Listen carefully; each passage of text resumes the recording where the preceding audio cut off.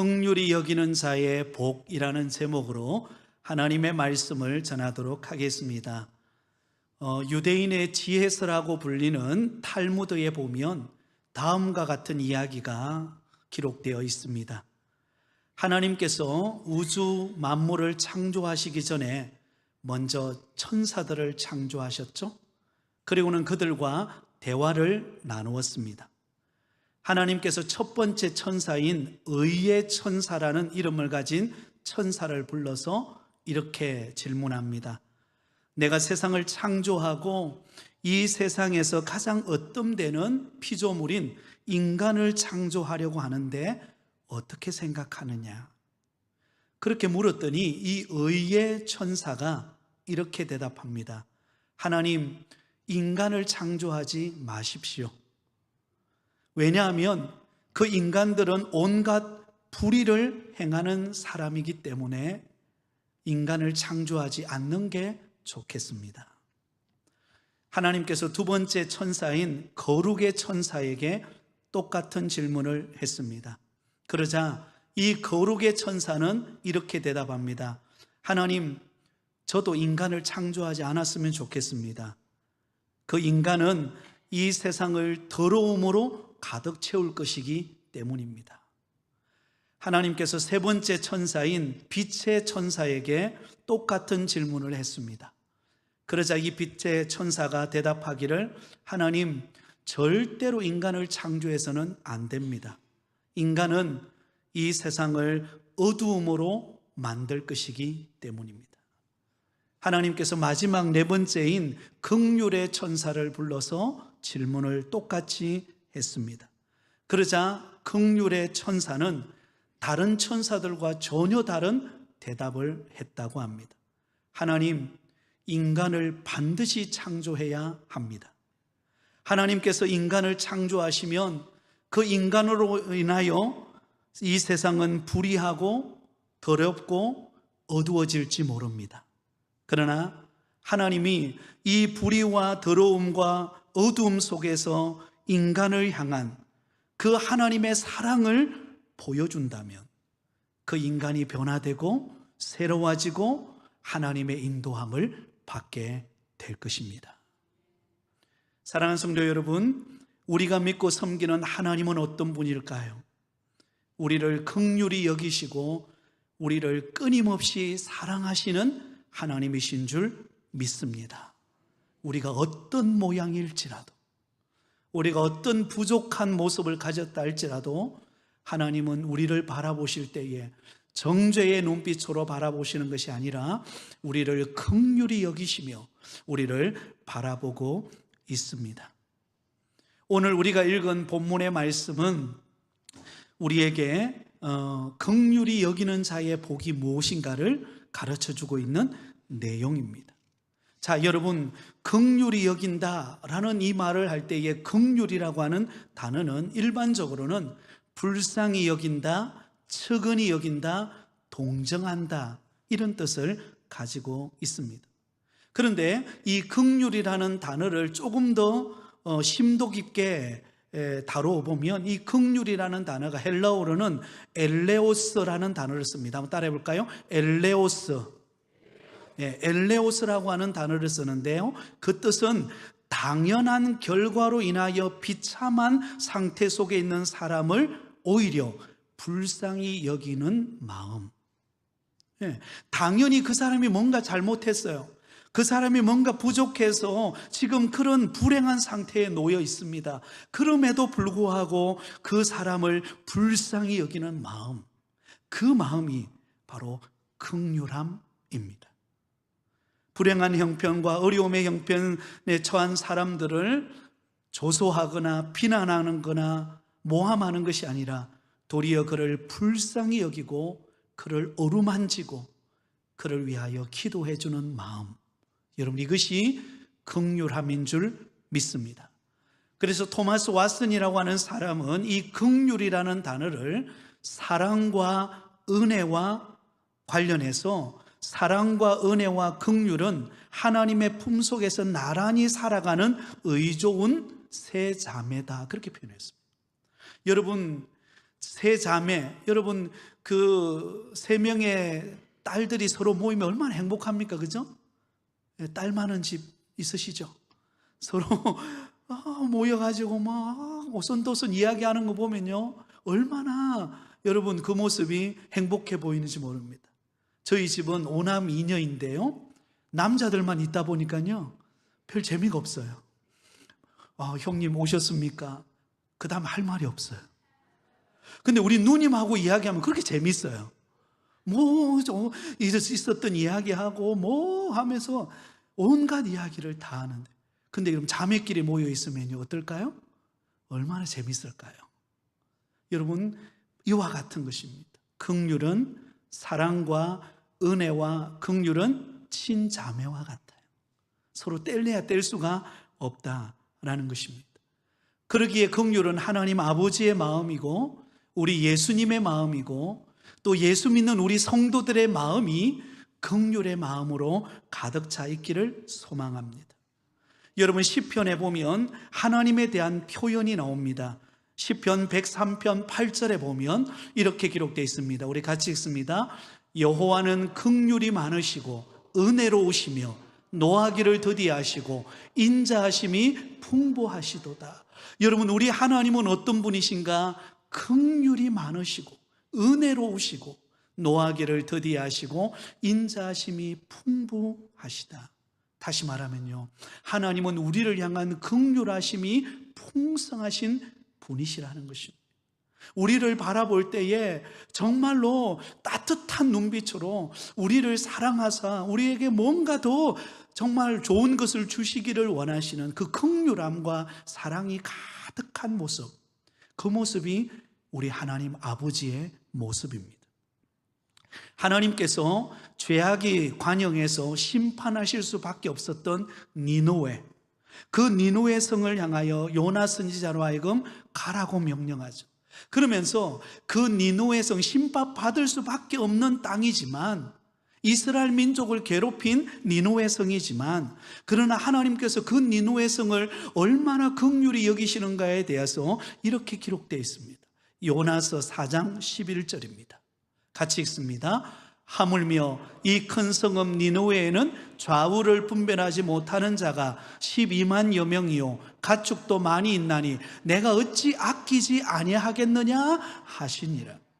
여러분, 요나 선지자는 그 박넝쿨에 의해서 그늘이 지어질 때 그 박넝쿨 아래에서 그늘 속에 있는 그 자체로 인하여 행복했어요. 그런데 하나님이 그 박넝쿨을 말라버리게 만들죠. 그러니까요, 요나 선지자가 땡볕이 내리쬐니까 그게 막 하나님께 불만이었어요. 하나님, 왜 그늘진 그 박넝쿨을 거두어 가십니까? 하나님께서 뭔가 깨달음을 주기 위해서였어요. 그게 무엇인가? 이 요나의 마음속에 니느웨 백성들, 그 백성들은 당연히 심판받아야 되고 그들은 당연히 정죄함 받아야 되고 지옥불의 불쏘시개로 사용되어져야 된다고 생각했던 니느웨 백성들, 근데 하나님은 그들을 어떻게 바라보시는가? 바로 좌우를 분별치 못하는 12여만 명의 그 많은 영혼들을 하나님은 긍휼히 여기신다라는 것입니다. 그래서 요나 선지자를 그곳에 보낸 것이고, 요나 선지자가 외치는 그 소리를 통하여 그들이 회개하고 돌이키기를 원하시는 하나님 아버지의 마음이 담겨져 있는 것입니다. 사랑하는 여러분, 우리가 믿음 생활할 때 반드시 우리 마음속에 잃어버리지 않아야 될 영적 자산이 있습니다. 그것이 무엇인가? 긍휼함입니다. 긍휼함. 여러분, 예수님께서 탕자의 비유를 말씀하십니다. 탕자의 비유를 말씀하시면서 하나님 아버지를 묘사할 때, 그 탕자를 기다리는 아버지를 묘사할 때 이렇게 묘사합니다. 누가복음 15장 22절에서 24절까지 우리 같이 읽습니다. 아버지는 종들에게 이르되 제일 좋은 옷을 내어다가 입히고 손에 가락지를 끼우고 발에 신을 신기라. 그리고 살찐 송아지를 끌어다가 잡으라. 우리가 먹고 즐기자. 이 내 아들은 죽었다가 다시 살아났음에 내가 잃었다가 다시 얻었노라 하니 그들이 즐거워하더라. 아멘. 여러분, 아버지의 마음, 잃어버린 탕자의 모습을 보면서 그가 돌아왔을 때 그 아버지가 어떤 행동을 보이는가를 기록하고 있습니다. 사실 여러분, 탕자는 아버지의 유산을 가로채어서 그가 먼 타국으로 가서 그렇게 아버지가 땀 흘리고 수고해서 일구어 놓은 그 유산을 허랑방탕하게 다 써버렸습니다. 다 써버렸어요. 아버지의 마음도 제대로 이해하지 못하고 다 써버렸습니다. 그리고는 돼지의 쥐염 열매를 먹다가 어쩔 수 없어서 내가 아버지의 집에 품꾼이라도 되어야 되겠다, 여러분 그런 마음으로 탕자가 돌아오지 않습니까? 그런데 그런 탕자를 바라보는 아버지의 마음은 어떻습니까? 그 탕자를 보자마자 달려가서 그를 안고는 너무 기뻐서 종들에게 시킵니다. 이봐라, 가장 좋은 옷을 꺼내와라. 가장 좋은 옷을. 그리고는 그 탕자의 누더기 같은 옷을 벗기고 그 옷을 갈아입힙니다. 그리고 손가락지에 가락지를 끼우고 살찐 송아지를 잡아서 잃어버렸던 그 탕자가 돌아왔다고 함께 동네 사람들을 불러놓고 잔치를 벌립니다. 여러분, 이게 하나님 아버지의 긍휼의 마음인 줄 믿습니다. 여러분, 이 마음이 저와 여러분의 마음 되기를 축복합니다. 자, 그렇다면 저와 여러분의 마음 속에 이 긍휼함을 가져서 긍휼함의 복을 받는 자가 되려면 어떻게 해야 되는가? 가장 먼저 첫 번째로 하나님의 긍휼하심을 체험하는 사람이 되어야 합니다. 한번 따라하겠습니다. 하나님의 긍휼하심을 체험하자. 네, 그렇습니다. 여러분, 내가 다른 사람들을 긍휼히 여기고 다른 사람을 품고 다른 사람에게 따뜻함을 전해줄 수 있는 긍휼의 사람이 되려면요, 내가 먼저 긍휼함을 체험하는 자가 되어야 합니다. 사랑을 받아본 사람이 사랑을 나눌 수가 있습니다. 여러분, 긍휼을 체험해 본 사람이 다른 사람을 긍휼히 여길 수가 있다라는 것입니다. 하나님의 긍휼하심, 우리를 향한 그 은혜, 그 사랑, 그 긍휼하심에 한없이 눈물 흘려보고 감격해보고 그 사랑에 깊이 젖어본 사람만이 다른 사람을 긍휼히 여길 수가 있습니다. 수가성 우물가에 여인이 있었습니다. 이 여인에게는 5명의 남자가 있었죠, 그죠? 그러나 그 5명 남자 그 어느 누구도 진정한 사랑이 되지 못했습니다. 진정한 마음의 위로자가 되지를 못했습니다. 그래서 대낮에 남들 보이지 않는 시간에 그 우물가에 가서 물을 떠오려고 가던 그가 그 우물가에서 긍휼하심이 많으신 예수님을 만납니다. 지금 떠가는 이 물은 먹는 자는 또 목마르지만 그러나 내가 주는 물은 영원히 목마르지 않을 것이다. 여러분, 이 여인이 예수님을 만나서 긍휼하심을 입습니다. 그가 지난 세월 어떻게 살아왔든지, 지난 세월 얼마나 많은 상처와 아픔을 가져왔든지 우리 예수님은 따지지도 묻지도 않으세요. 그냥 있는 모습 그대로를 받아주시고 그를 불쌍히 여깁니다. 그러자 여러분, 이 사마리아 여인이 그런 예수님을 만나고 인격적으로 영접하고 난 다음에 어때요?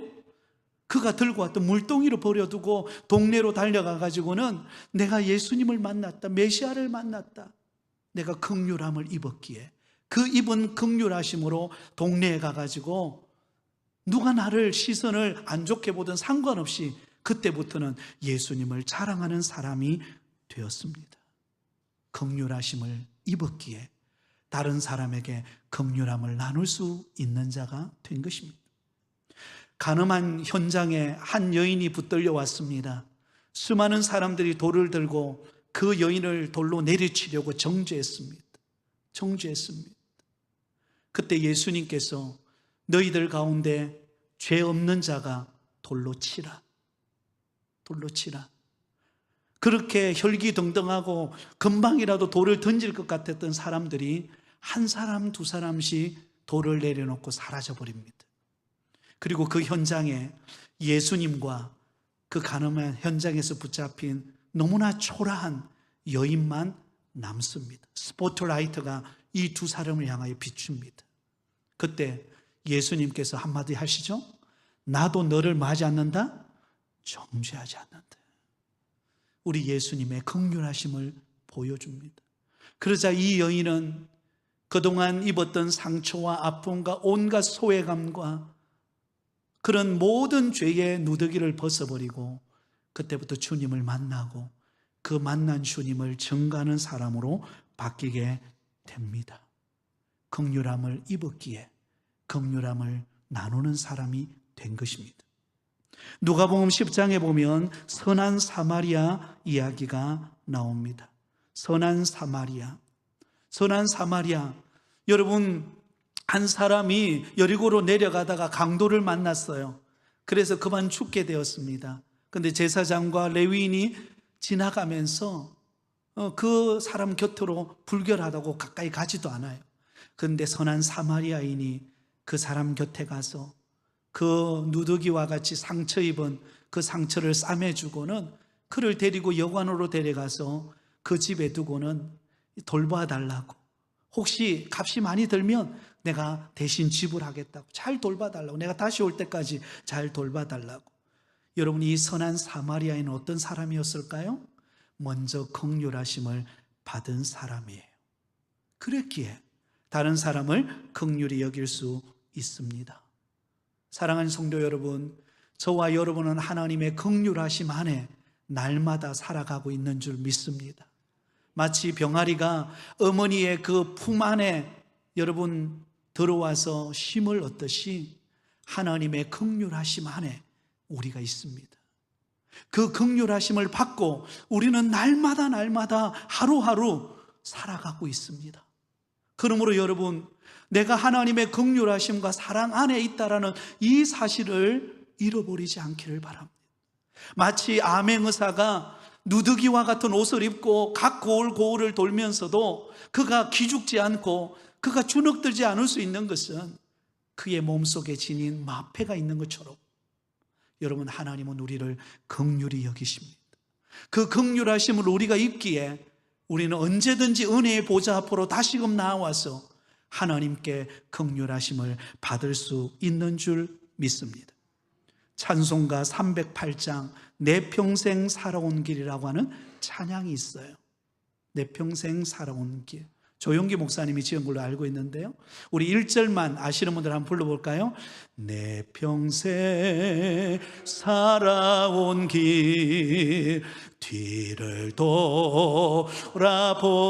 돌아보니 걸음마다 자욱마다 모두 죄뿐입니다. 우리 하신 주의 은혜 크시니 골고다의 언덕길 주님 바라봅니다. 아멘. 내 평생 살아온 길 뒤를 되돌아보니까 걸음걸음마다 나는 정말 믿음으로 산다고 했는데, 그러나 내 모습을 가만히 보면 어때요? 하나님 앞에 부끄러움밖에 없다는 것입니다. 그런데 그런 나를 골고다 언덕길을 오르신 예수님이 어루만져 주시고 긍휼히 여겨주시고 오늘도 교회에 나와서 은혜 받게 하시고 또 내일을 살아갈 수 있는 힘을 주시는 우리 주님의 긍휼하심이 오늘 이 자리에 임하는 줄 믿습니다. 저와 여러분을 향한 그 긍휼하심을 늘 체험하며 살아가기를 예수님의 이름으로 축복합니다.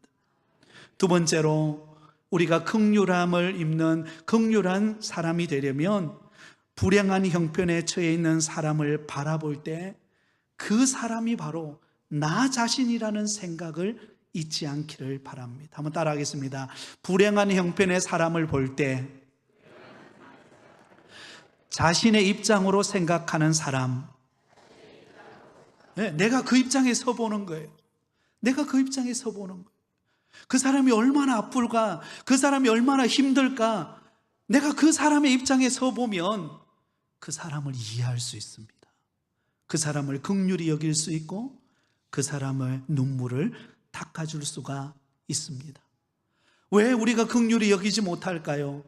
나 중심적인 사고, 나의 이기적인 생각으로 가득 차 있기 때문에 그렇습니다. 그러니까 내 기준으로 다른 사람을 보고 판단하고 다른 사람의 형편을 이해하지 못하고 품지 못하니까 내 마음이 여러분 그 사람을 받아들일 수가 없는 거예요. 자, 여러분 선한 사마리아 이야기로 돌아가 볼까요? 여리고로 내려가던 사람이 강도를 만났습니다. 그리고는 그만 죽을 만큼 온몸에 피투성이가 되어서 누더기 옷을 입고 길가에 쓰러져 있습니다. 첫 번째 누가 지나갑니까? 제사장이 지나가요. 제사장이 딱 보니까 어때요? 온몸에 피투성이가 묻혀 있고 옷은 누더기처럼 변해버렸고, 제사장이 볼 때 여러분 제사장은 어떻습니까? 화려한 옷을, 깨끗한 옷을, 거룩한 휘장과 같은 옷을 입지 않습니까? 혹시 내가 그 사람 곁에 가면 내게 불통이 튀지는 않을까? 그 피가 묻지는 않을까? 그 더러움이 내게 묻지는 않을까? 나는 저 사람과 같지 않아. 그를 도와줘야 된다는 것은 알지만 나는 저 사람과 달라 라고 하는 생각 때문에 그냥 가버립니다. 두 번째 누가 오죠? 레위인입니다. 레위인. 레위인도 어떤 사람이죠? 레위인은 성전에서 일하는 사람입니다. 성전에서 제물을 가져와서 씻고 다듬고 만드는 거룩한 직을 가진 사람입니다. 그런데 거룩한 내가 저렇게 피투성이 된 사람 곁에 내가 간다고 그러면 나도 부정하게 될 거야. 그 사람을 도와야 된다고 생각은 있지만 그 구별된 생각 때문에 그는 떠나가 버립니다. 그런데 세 번째, 사마리아 사람. 여러분 사마리아 사람은요, 그 당시에 유대인들로부터 죄인 취급받고 여러분 부끄러운 동물의 이름처럼 취급받는 그런 삶을 사는 사람입니다. 그럼에도 불구하고 그 선한 사마리아 사람은 그 상처받아 고통받아 그만 죽어가고 있는 그 사람을 볼 때 자기와 같이 느껴지는 거예요. 나와 같구나. 내가 소외당하고 내가 손가락질 당하고 내가 저렇게 아픔을 당할 때 그 모습이 바로 지금 저 고통 속에 있는 저 강도 만난 자와 같구나. 그래서 여러분 그의 곁에 가는 거예요. 가서 그 피 묻은 그 얼굴을 자기의 손수건을 꺼내가지고 닦아주는 것입니다. 그러고는 덜쳐엎고는 여관으로 가는 거예요. 그리고는 돌봐달라고. 왜? 어떻게 이럴 수가 있을까요? 같은 입장이라고 생각했기 때문에. 내가 저 입장이라는 거예요. 내가 저 입장이에요. 그 마음이 있었기에 그를 긍휼히 여길 수 있었습니다. 사랑하는 성도 여러분, 저와 여러분이 이런 선한 사마리아와 같은 마음이 되기를 원합니다. 여러분, 우리가 다른 사람의 입장에 서 보면 그 사람을 이해할 수 있습니다. 그 사람을 품을 수 있습니다. 그 사람을 긍휼히 여길 수 있습니다. 우리가 교회 안에서 그런 마음을 가지고 또 우리가 이웃을 볼 때도 그런 마음으로 대하는 저와 여러분이 되기를 바랍니다. 마지막 세 번째는 긍휼을 베푸는 일을 직접 실행하는 사람이에요. 한번 따라하겠습니다. 긍휼을 베푸는 일을 직접 실행하자. 네, 실행하는 사람이 되어야 된다. 말이 아니라 행동으로 나와야 된다. 요한일서 3장 18절에 보면 이렇게 말씀합니다. 같이 읽습니다. 자녀들아, 우리가 말과 혀로만 사랑하지 말고 행함과 진실함으로 하자. 아멘. 말이 아니라는 것입니다. 말이 아니라 행동으로 보여주는 것입니다. 행동으로 보여주는. 그것이 진정한 긍휼하심의 표현입니다. 표현입니다. 여러분, 이 부산 사람들은 그죠? 내가 꼭 말해야 하나? 말 안 해도 알아듣겠지. 근데 말 안 하면 못 알아듣습니다. 그죠? 표현하지 않으면 못 알아들어요. 그죠? 마찬가지로 긍휼함도 표현 속에 나옵니다. 행함과 진실함으로 여러분, 우리가 가까이에 있는 우리 성도들, 가족들, 우리 주변 사람들의 그 마음을 헤아리고 위로하고 격려하고 긍휼을 베푸는 은혜가 있기를 바랍니다. 결론적으로, 그러면 긍휼히 여기는 자에게는 어떤 복이 임합니까? 내가 긍휼함을 받습니다. 할렐루야. 여러분, 내가 긍휼함을 받아요. 우리 모두는 긍휼하심이 필요합니다.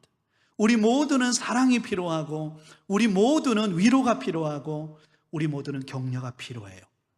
그런데 어떤 사람이 진정으로 긍휼을 입는 사람인가? 긍휼을 베푸는 사람입니다. 그러므로 저와 여러분이 이 한 주간을 새로 출발하면서 저와 여러분의 삶 속에 이러한 긍휼하심이 나타나므로 우리 모든 공동체가 긍휼하심이 가득하고, 우리 가정이 긍휼하심이 가득하고, 우리 주변 사람들이 위로와 기쁨을 얻는 복된 삶을 살아가시기를 예수님의 이름으로 축원드립니다.